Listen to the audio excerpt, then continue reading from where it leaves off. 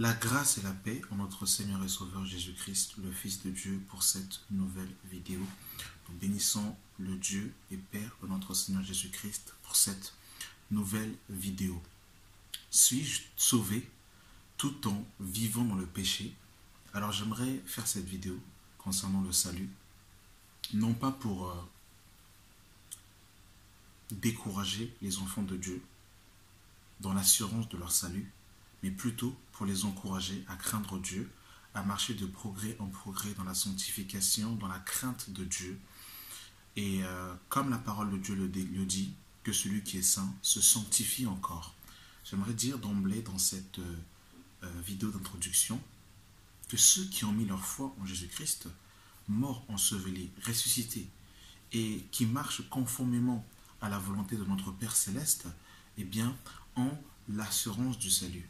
Jésus n'est pas mort à la croix pour que nous puissions périr dans le désert, mais Jésus est mort à la croix pour nous donner la vie éternelle et pour nous réconcilier avec le Père. Mais si je fais cette vidéo, c'est parce qu'il y a sur Internet, malheureusement, des impies, des loups cruels, déguisés en brebis du Seigneur, qui enseignent la légèreté, qui enseignent le péché, et qui disent que peu importe, même si on vit dans le péché, eh bien, on pourra toutefois avoir la vie éternelle parce que nous sommes sauvés par la foi et non par les œuvres. Et c'est une doctrine totalement sournoise et pernicieuse qui égare les enfants de Dieu de la vérité. Et j'aimerais d'emblée nous parler du salut dans les clauses du Seigneur. Et on va parler un peu de la grâce aussi. Donc nous allons prendre un premier passage dans le livre de Tite, chapitre 2.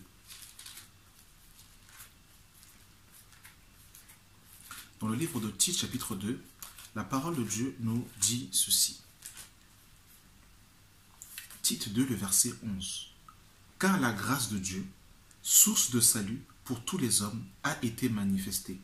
Elle nous enseigne à renoncer à l'impiété et aux convoitises mondaines, et à vivre dans ce siècle présent selon la sagesse, la justice et la piété, en attendant la bienheureuse espérance et la manifestation de la gloire de notre grand Dieu et Sauveur Jésus-Christ, qui s'est donné lui-même pour nous, afin de nous racheter de toute iniquité et de se faire un peuple qui lui appartient, purifié et zélé pour les bonnes œuvres. Alors, voyez-vous, dans ce passage, bien aimé dans le Seigneur, il y a des choses qui sont très pertinentes et on nous parle de la grâce, bien aimé dans le Seigneur, parce qu'aujourd'hui, beaucoup enseignent une grâce, une hyper grâce, un message qui nous pousse, bien évidemment, à vivre dans la légèreté au nom de la foi en Jésus-Christ. Et tu dois savoir, mon frère, ma soeur, que la foi que tu as en Jésus-Christ, te donnera de marcher d'une certaine manière. Et nous le verrons par la suite. Lorsque tu acceptes Jésus-Christ dans ta vie comme Seigneur et Sauveur personnel, et que tu fais volte-face à ta vie passée, à ta vie antérieure, à tout ce qui est attrait du vieil homme, cette grâce, qui n'est ni plus ni moins Jésus lui-même, parce que la parole de Dieu nous dit, car la grâce de Dieu, source de salut pour tous les hommes, a été manifestée. Donc on nous dit que cette grâce a été manifestée. Elle a été manifestée en la personne de Jésus-Christ. Elle nous enseigne à renoncer à l'impiété. Elle nous enseigne à renoncer à l'impiété et aux convoitises mondaines et à vivre dans le siècle présent selon la sagesse, la justice et la piété. Voilà ce que la grâce de Dieu nous enseigne.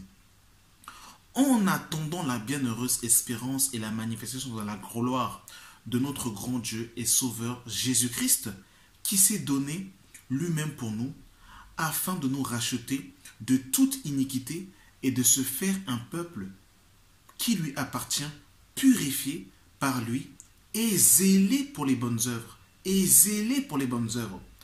Et vous voyez dans l'Apocalypse, quand on nous parle du fin, on nous dit que ce sont les œuvres justement des saints. Zélé pour les bonnes œuvres. Donc la foi que tu as en Jésus-Christ, te poussera à des œuvres. Non pas des œuvres pour être sauvé, mais des œuvres de la foi. Comme Jacques nous dira clairement, dans le Seigneur, que la foi sans les œuvres est une foi morte. Et regardez ce que Jude dira.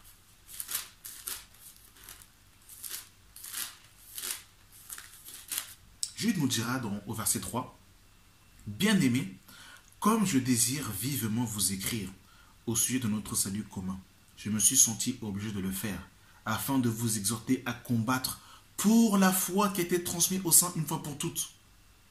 Car il s'est glissé parmi vous certains hommes, dont la condamnation est écrite depuis longtemps, des impies qui changent la grâce de notre Dieu en dissolution. » Des impies qui changent la grâce de Dieu en dissolution. Donc au temps des apôtres, il y avait des impies aussi qui changeaient la grâce de Dieu en dissolution. Et nous avons vu, qu'est-ce que la grâce? La grâce nous enseigne à renoncer à l'impiété et au convoitise mondaine. Et aujourd'hui, il y a des personnes qui s'introduisent et qui changent la grâce de Dieu en dissolution, disant que tu peux vivre dans le péché. Si tu pêches, ce n'est pas grave. Tu es sauvé. Une fois sauvé, sauvé pour toujours. Ils ne vous encourageront pas à persévérer, à combattre le bon combat de la foi. Et Paul le dira clairement dans 1 Timothée chapitre 1, à partir du verset 18, que quelques-uns ont fait naufrage par rapport à la foi. De même que Hyménète et Philette se sont détournés de la foi, disant que la résurrection est déjà arrivée. Donc on voit qu'une personne peut se détourner de la foi. Paul le dira clairement encore dans 1 Timothée chapitre 4 à partir du verset 1. Mais l'Esprit dit expressément que dans les derniers temps, quelques-uns abandonneront la foi pour s'attacher à des esprits séducteurs et à des doctrines de démons. Voyez-vous, bien aimés dans le Seigneur, la dissolution de la grâce. Et regardez ce que Paul dira dans Actes chapitre 26. Nous sommes dans Actes 26. Le verset 20. Qui nous dit: à ceux de Damas d'abord, puis à Jérusalem, dans toute la Judée, et chez les païens, j'ai prêché la repentance et la conversion à Dieu avec la pratique d'œuvres dignes de la repentance. Oh non, j'aime le message apostolique. J'aime. Paul est en train de parler au roi Agrippa. Et il est en train de lui communiquer l'évangile qu'il était en train de prêcher. Et l'évangile que Paul prêchait était le suivant. En conséquence, roi Agrippa, je n'ai point résisté à la vision céleste, à ceux de Damas d'abord, puis à Jérusalem, dans toute la Judée. Et chez les païens, j'ai prêché la repentance et la conversion à Dieu avec la pratique d'œuvres dignes de la repentance. Oui, bien dans le Seigneur, ce message qui dit la foi sont les œuvres, mais c'est un message d'impie. Si tu as la foi en Jésus-Christ, tu dois produire des fruits dignes de la repentance. Mais c'est clair, bien aimé dans le Seigneur. Paul dira dans Actes chapitre 20, à partir du verset 20, vous savez que je n'ai rien caché de ce qui vous a été utile et de ce que je n'ai craint de vous prêcher et de vous enseigner publiquement et dans les maisons, annonçant aux Juifs et aux Grecs la repentance envers Dieu et la foi en notre Seigneur Jésus-Christ. Et vous voyez, bien aimé dans le Seigneur, que la foi que nous avons en Jésus-Christ nous pousse toujours à nous détourner des mauvaises œuvres.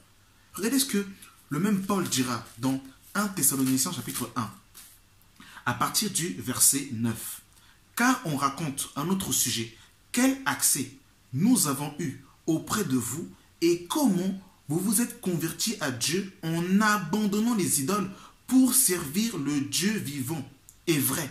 Donc on voit que, bien aimé dans le Seigneur, la conversion à Dieu, au Dieu véritable, te pousse à abandonner les pratiques impies, les pratiques mauvaises, à te détourner des idoles.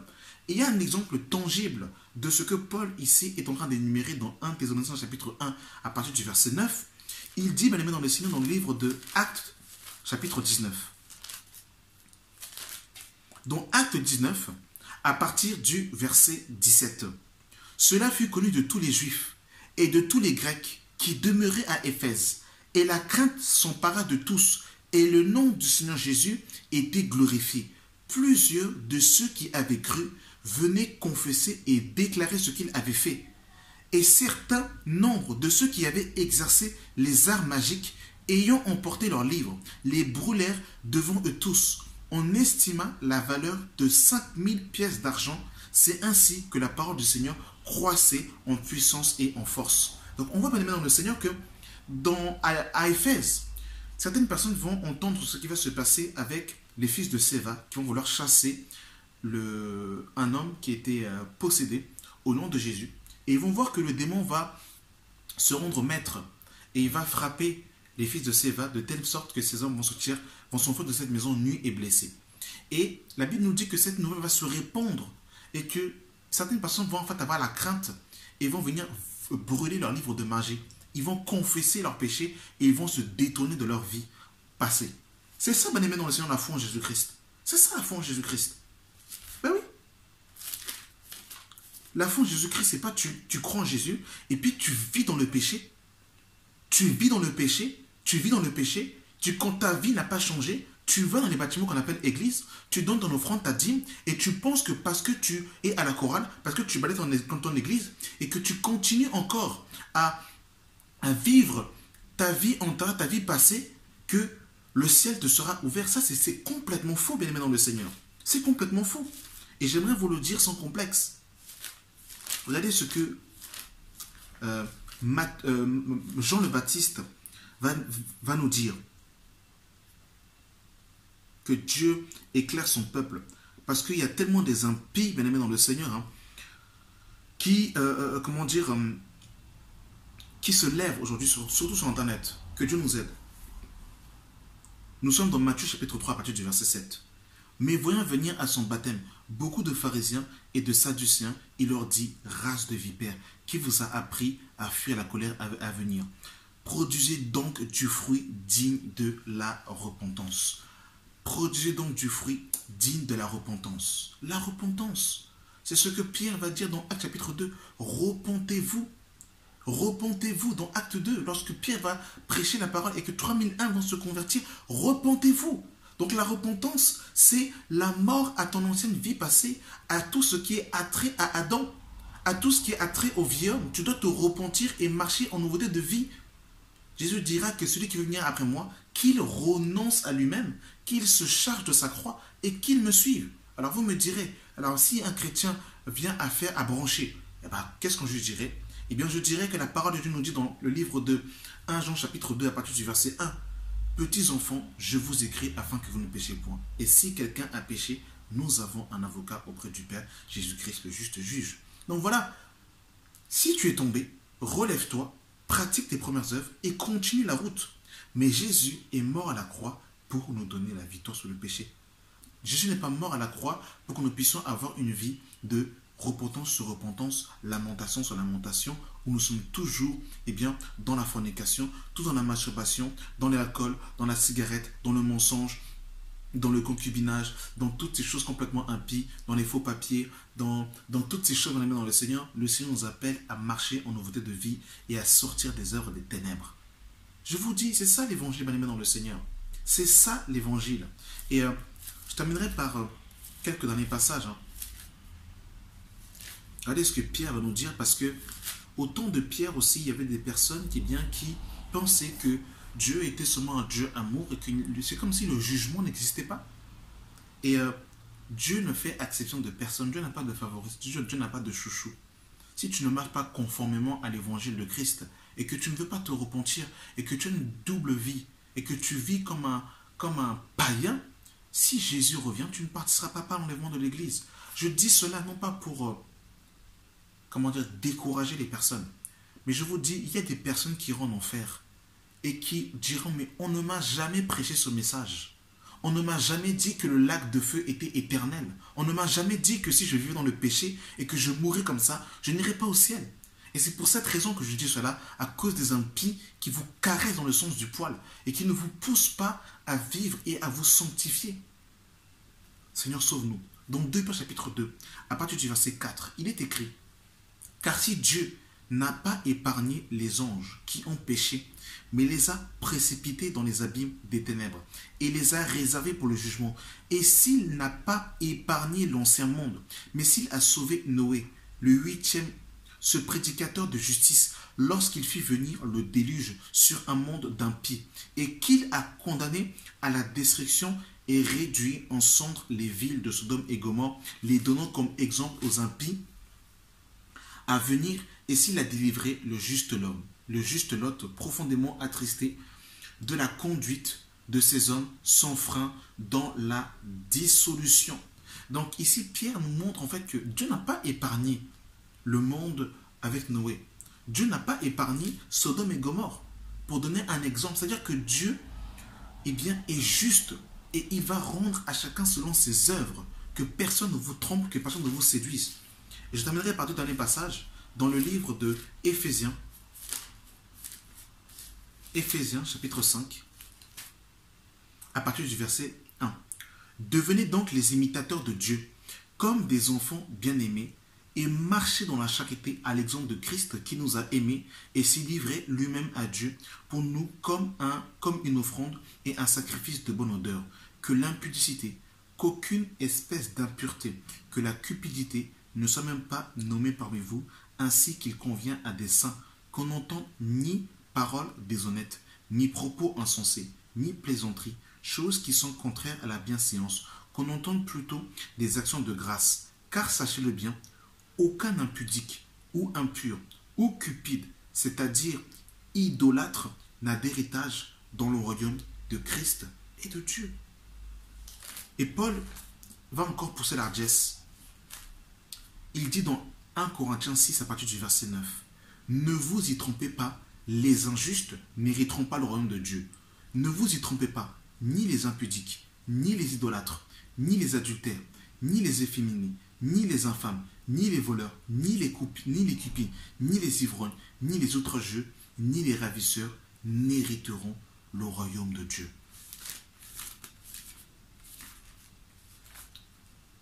Galates chapitre 5, le verset 19. « Or, les œuvres de la chair sont manifestes. Ce sont les adultères, les impudicités, les impuretés, la dissolution, l'idolâtrie, la magie, les inimitiés, les querelles, les jalousies, les animosités, les disputes, les divisions, les sectes, l'envie, les meurtres, l'ivrognerie, les excès de table et les choses semblables. Je vous le dis d'avance, comme je l'ai déjà dit, que ceux qui commettent de telles choses n'hériteront pas le royaume des cieux. » Voilà ce que la parole de Dieu nous dit. Alors j'aimerais dire, pour conclure sur cette vidéo, je le répète encore et je réitère, ce message n'est pas pour décourager les enfants de Dieu dans leur marche. Si tu es tombé, mon frère, ma soeur, la grâce de Dieu est là. Relève-toi, repens-toi, pratique tes premières œuvres et continue la course. Oublions ce qui est en arrière. Sors du péché, sors de la boue, sors de l'iniquité et marche conformément à la parole et aux oracles du Seigneur. Mais j'aimerais dire cela. Ne pense pas, mon frère, ma soeur, que parce que tu vas évangéliser parce que tu évangélises dans les métros, parce que tu évangélises dans les rues, si tu vis dans le péché, si tu pratiques le péché, si tu meurs comme ça, tu n'hériteras pas le royaume des cieux. Et ça, il faut que ce soit clair. Parce qu'il y a des impies sur Internet aujourd'hui qui vous caressent dans le sens du poil en vous disant, si tu crois en Jésus-Christ, ça suffit. Même si tu vis dans le péché, c'est pas grave. C'est un message complètement diabolique, impie, qui ne vient pas de Dieu. Donc c'était pour remettre un peu de l'ordre et c'était un peu pour éveiller les consciences de ceux qui se sont endormis ou qui se sont fait emprisonner par les pièges du diable. Voilà. Merci d'avoir pris le temps d'écouter cette vidéo et vraiment que la grâce, la paix et la communion de notre Seigneur Jésus-Christ soient votre partage. Amen.